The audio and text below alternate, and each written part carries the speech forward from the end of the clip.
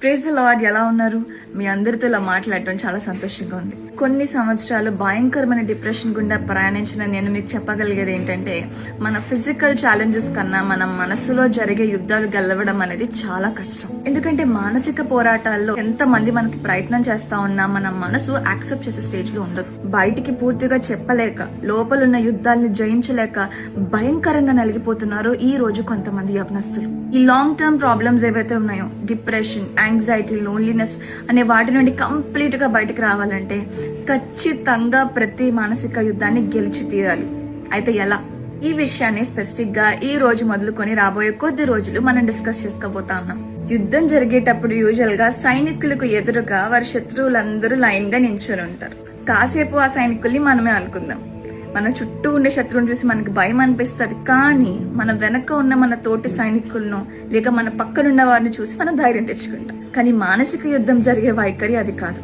మన ఎదురుగా ఏ శత్రువు మనకు కనిపించడు, మన పక్కన మనకి సాయం చేయడానికి ఏ సైనికుడు ఉండడు. అక్కడ స్టార్ట్ అవుతుంది అసలైన ప్రాబ్లం.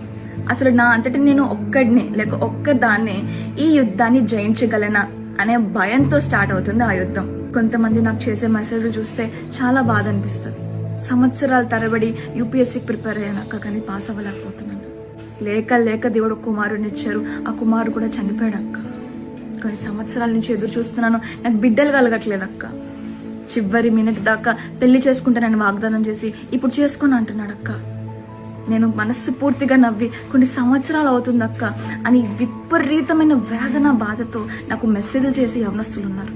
అలాంటి పరిస్థితుల్లోనే ఈ రోజు ఈ వీడియో చూస్తున్న మీరు కూడా ఉన్నారా? అయితే దేవుడు ఈ రోజు ఖచ్చితంగా మీతోనే మాట్లాడుతున్నాడు.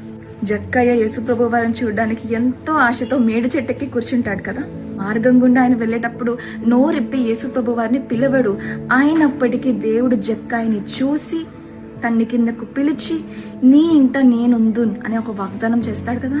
మన దేవునికి ఎబినేసరే అని పేరు. మీరు ఎవ్వరికి వినపడకుండా తలుపులేసుకుని గట్టిగా ఏడ్చినప్పుడు, రాత్రందరూ పడుకుని పోయిన తర్వాత మీ కన్నీటితో మీ తలగడ్డ తడిపేసినప్పుడు, మీ సౌండ్ బయటికి రాకుండా మీ వాటర్ ట్యాప్ నిప్పి బాత్రూంలో వెక్కి వెక్కి ఏడ్చినప్పుడు ఆయన మిమ్మల్ని చూశాడమ్మా.